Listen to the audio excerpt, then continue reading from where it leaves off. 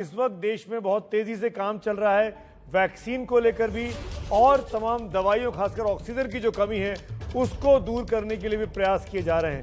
उन्होंने तमाम मजदूरों और श्रमिकों से अपील की है, राज्य सरकारों से अपील की है कि पलायन नहीं हो, वो रोकने की कोशिश करें। जो मजदूर जहां हैं उनसे प्रधानमंत्री ने कहा कि आप वहीं रुके रहें, क्योंकि अब वैक्सीनेशन का काम 1 मई से 18 साल से सभी बड़ों के लिए अलाउ कर दिया गया है। तो जहां रहेंगे वहां वैक्सीन भी आपको लगेगी और वहीं पे आपका कामकाज भी चलता रहेगा। शहर बदलने की, वापस लौटने की आवश्यकता नहीं है।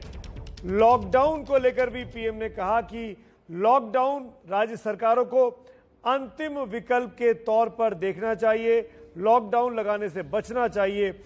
और सीनियर सिटीजन्स के एक बड़े हिस्से को वैक्सीन का लाभ मिल चुका है।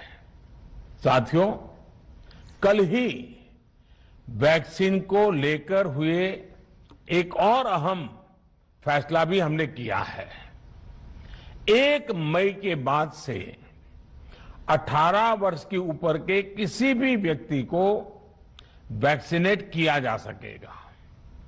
अब भारत में जो वैक्सीन बनेगी उसका आधा हिस्सा सीधे राज्यों और अस्पतालों को भी मिलेगा। इस बीच गरीबों, बुजुर्गों, निम्न मध्यम वर्ग के लोग, 45 वर्ष की आयु के ऊपर के व्यक्तियों के लिए केंद्र सरकार का जो वैक्सीन कार्यक्रम चल रहा है वो भी उतनी ही तेजी से जारी रहेगा। पहले की तरह ही सरकारी अस्पतालों में मुफ्त वैक्सीन मिलती रहेगी, जिसका फायदा, जैसा मैंने कहा, हमारे गरीब परिवार हो, हमारे मध्यम वर्ग, निम्न मध्यम वर्ग के परिवार हो, वो उनका लाभ उठा सकेंगे। साथियों, हम सभी का प्रयास जीवन बचाने के लिए है, और जीवन बचाने के लिए तो है ही, प्रयास से भी ये है कि आर्थिक गतिविधियां और आजीविका कम से कम प्रभावित हो। प्रयास का तरीका यही रखा जाए। वैक्सीनेशन को 18 वर्ष की आयु के ऊपर के लोगों के लिए ओपन करने से शहरों में जो हमारे वर्कफोर्स है उसे तेजी से वैक्सीन उपलब्ध होगी। राज्यों और केंद्र सरकार के प्रयासों से श्रमिकों को भी तेजी से वैक्सीन मिले लगेगी। मेरा राज्य प्रशासन से आग्रह है कि वो श्रमिकों का भरोसा जगाए रखे। उनसे आग्रह करें कि वो जहां है वहीं रहे। बीते दिनों में अपनों को खोया है। मैं सभी देशवासियों की तरफ से उनके प्रति संवेदनाएं व्यक्त करता हूं। परिवार के एक सदस्य के रूप में मैं आपके दुख में शामिल हूं। चुनौती बड़ी है, लेकिन हमें मिलकर अपने संकल्प, अपने हौसले और तैयारी के साथ इसको पार करना है। साथियों, अपनी बात को विस्तार देने से पहले मैं देश के सभी डॉक्टरों, मेडिकल स्टाफ, पैरामेडिकल स्टाफ, हमारे सभी सफाई कर्मचारी भाई बहन, हमारे एम्बुलेंस के ड्राइवर्स, हमारे सुरक्षा बल, पुलिसकर्मी, सभी की सराहना करूंगा। आपने कोरोना की पहली वेव में भी अपना जीवन दांव पर लगाकर लोगों को बचाया था। आज आप फिर इस संकट में अपने परिवार, अपने सुख, अपनी चिंता छोड़कर दूसरों का जीवन बचाने में दिन रात जुटे हुए हैं। साथियों, हमारे शास्त्रों में कहा गया है, त्याज्यम न धैर्यम विदुरेऽपि काले, अर्थात कठिन से कठिन समय में भी हमें धैर्य नहीं खोना चाहिए। किसी भी परिस्थिति से निपटने के लिए हम सही निर्णय लें, सही दिशा में प्रयास करें, तभी हम विजय हासिल कर सकते हैं। इसी मंत्र को सामने रखकर आज देश दिन रात काम कर रहा है। बीते कुछ दिनों में जो फैसले लिए गए हैं, जो कदम उठाए गए हैं, वो स्थिति को तेजी से सुधारेंगे। इस बार कोरोना संकट में देश के अनेक हिस्से में ऑक्सीजन की डिमांड बहुत ज्यादा बढ़ी है। इस विषय पर तेजी से और पूरी संवेदनशीलता के साथ काम किया जा रहा है। केंद्र सरकार, राज्य सरकारें, प्राइवेट सेक्टर, सभी की पूरी कोशिश है कि हर जरूरतमंद को ऑक्सीजन मिले। ऑक्सीजन प्रोडक्शन और सप्लाई को बढ़ाने के लिए भी कई स्तरों पर उपाय किए जा रहे हैं। राज्यों में नए ऑक्सीजन प्लांट्स हो, 1 लाख नए सिलेंडर पहुंचाने हो, औद्योगिक इकाइयों में इस्तेमाल हो रही ऑक्सीजन का मेडिकल इस्तेमाल हो, ऑक्सीजन रेल हो, हर प्रयास किया जा रहा है। साथियों, इस बार जैसे ही कोरोना के केस बढ़े, देश के फार्मा सेक्टर ने दवाइयों का उत्पादन और बढ़ा दिया है। आज जनवरी फरवरी की तुलना में देश में कई गुना ज्यादा दवाइयों का प्रोडक्शन हो रहा है। इसे अभी और तेज किया जा रहा है। कल भी मेरी देश की फार्मा इंडस्ट्री के बड़े जो प्रमुख लोग हैं, उसके जो एक्सपर्ट लोग हैं, उनसे बहुत लंबी चर्चा हुई है। प्रोडक्शन बढ़ाने के लिए हर तरीके से दवाई कंपनियां की मदद ली जा रही है। हम सौभाग्यशाली हैं कि हमारे देश के पास इतना बड़ा मजबूत फार्मा सेक्टर है जो बहुत अच्छी और तेजी से दवाइयां बनाता है। इसके साथ ही अस्पतालों में बेड की संख्या को बढ़ाने का भी काम तेजी से चल रहा है। कुछ शहरों में ज्यादा डिमांड को देखते हुए विशेष और विशाल कोविड हॉस्पिटल बनाए जा रहे हैं। साथियों, पिछले वर्ष जब देश ने कोरोना के कुछ ही मरीज सामने आए थे, उसी समय भारत में कोरोना वायरस के खिलाफ प्रभावी वैक्सीन के लिए काम शुरू कर दिया था।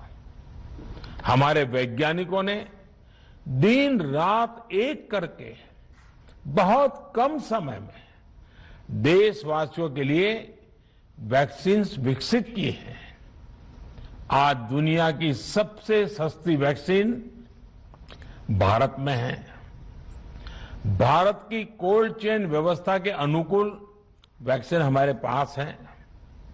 इस प्रयास में हमारे प्राइवेट सेक्टर ने इनोवेशन और एंटरप्राइज की भावना का बेहतरीन प्रदर्शन किया है।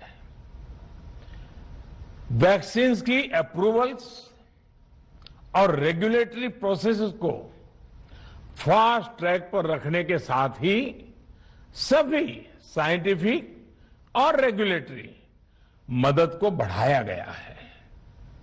यह एक टीम एफर्ट है जिसके कारण हमारा Bharat 2 made in India vaccine के साथ दुनिया का सबसे बड़ा टीकाकरण अभियान शुरू कर पाया। टीकाकरण के पहले चरण से ही गति के साथ ही इस बात पर जोर दिया गया कि ज्यादा से ज्यादा क्षेत्रों तक जरूरतमंद लोगों तक वैक्सीन पहुंचे। दुनिया में सबसे तेजी से भारत में पहले 10 करोड़, फिर 11 करोड़ और अब 12 करोड़ वैक्सीन डोज दिए गए हैं। आज कोरोना से इस लड़ाई में हमें हौसला मिलता है कि हमारे health care workers, frontline corona warriors और सीनियर सिटीजन्स के एक बड़े हिस्से को वैक्सीन का लाभ मिल चुका है। साथियों, कल ही वैक्सीन को लेकर हुए एक और अहम फैसला भी हमने किया है।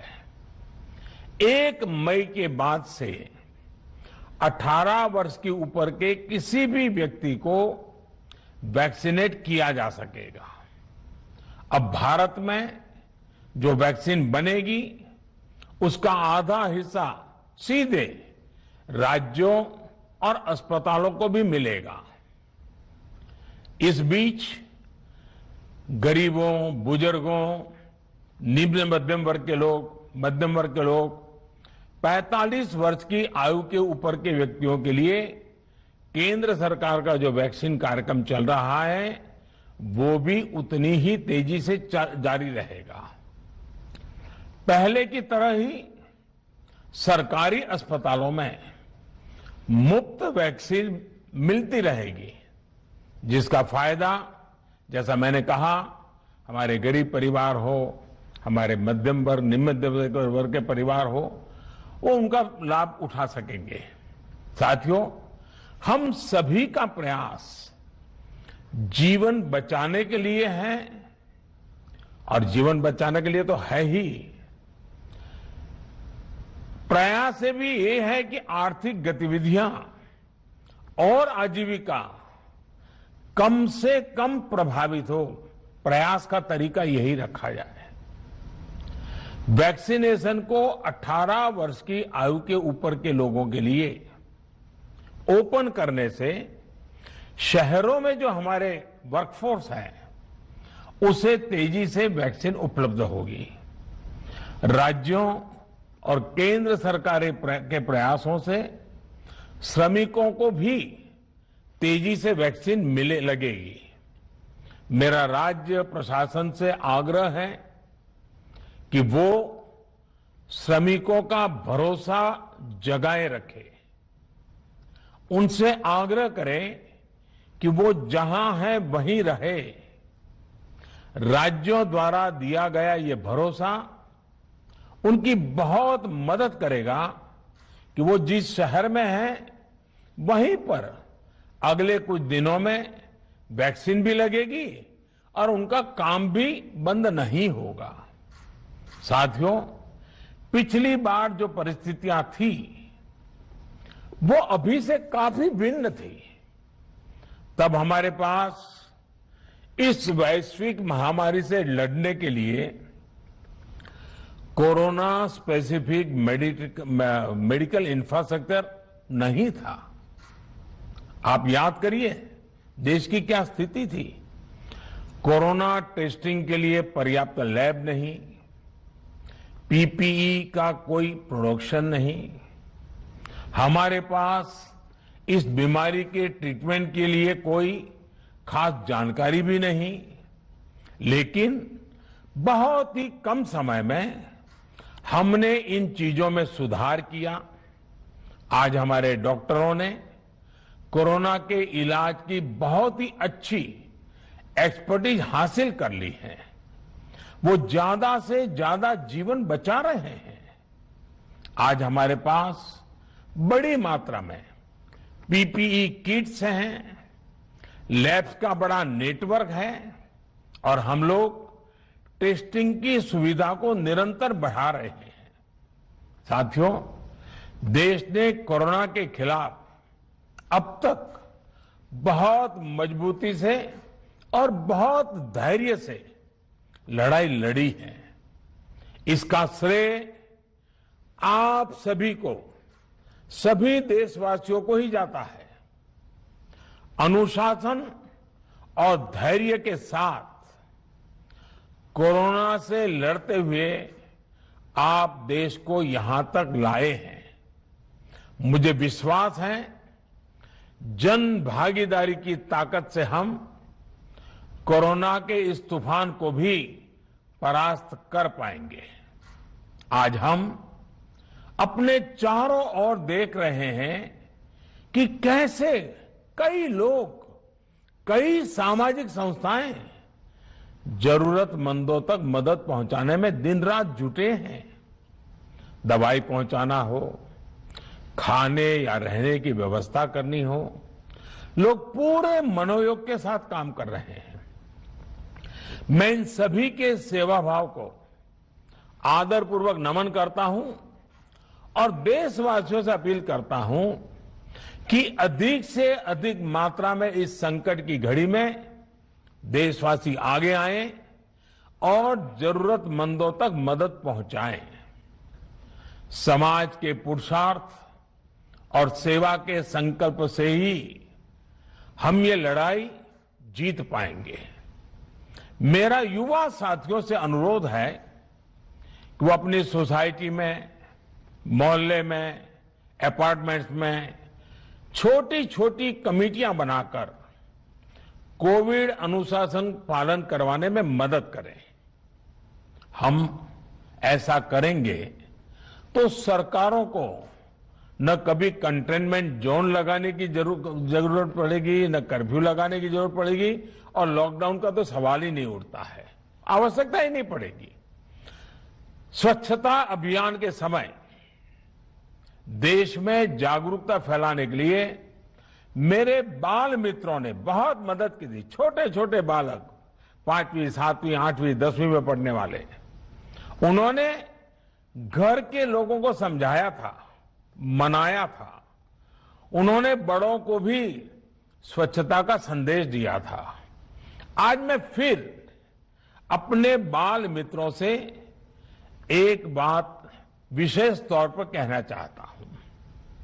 मेरे बाल मित्र, घर में ऐसा माहौल बनाइए कि बिना काम, बिना कारण घर के लोग घर से बाहर न निकले। आपकी जीत बहुत बड़ा परिणाम ला सकती है। प्रचार माध्यमों से भी मेरी प्रार्थना है कि ऐसे संकट की घड़ी में वो लोगों को सतर्क और जागरूक करने के लिए जो प्रयास कर रहे हैं उसे और बढ़ाएं। इसके साथ ही इसके लिए भी काम करें कि डर का माहौल कम हो सके, लोग अफवाह और भ्रम में न आए। साथियों, आज की स्थिति में हमें देश को लॉकडाउन से बचाना है। मैं राज्यों से भी अनुरोध करूंगा कि वो लॉकडाउन को अंतिम विकल्प के रूप में ही इस्तेमाल करें। लॉकडाउन से बचने की भरपूर कोशिश करनी है और माइक्रो कंटेनमेंट जोन पर ही ध्यान केंद्रित करना है। हम अपनी अर्थव्यवस्था की सेहत भी सुधारेंगे और देशवासियों की सेहत का भी ध्यान रखेंगे। साथियों, आज नवरात्रि का आखिरी दिन है। कल रामनवमी है और मर्यादा पुरुषोत्तम श्री राम का हम सभी को यही संदेश है कि हम मर्यादाओं का पालन करें। कोरोना के इस संकट काल में कोरोना के बचने के जो भी उपाय है, कृपया करके उनका पालन 100% करिए। दवाई भी कड़ाई भी, इस मंत्र को कभी भी भूलना नहीं है। ये मंत्र जरूरी है, वैक्सीन के बाद भी जरूरी है। रमजान के पवित्र महीने का भी आज 7वां दिन है। रमजान हमें धैर्य, आत्मसंयम और अनुशासन की सीख देता है। कोरोना के खिलाफ जंग जीतने के लिए अनुशासन भी, उसकी भी उतनी ही जरूरत है। जब जरूरी हो तभी बाहर निकले, कोविड अनुशासन का पूरा पालन करें। मेरा आप सभी से यही आग्रह है। मैं आपको फिर ये भरोसा देता हूं, आपके इस साहस, धैर्य और अनुशासन के साथ जुड़कर आज जो परिस्थितियां हैं, उन्हें बदलने में देश कोई कसर नहीं छोड़ेगा। आप सभी स्वस्थ रहें, आपका परिवार स्वस्थ रहे, इसी कामना के साथ मैं अपनी बात समाप्त करता हूं। आपका बहुत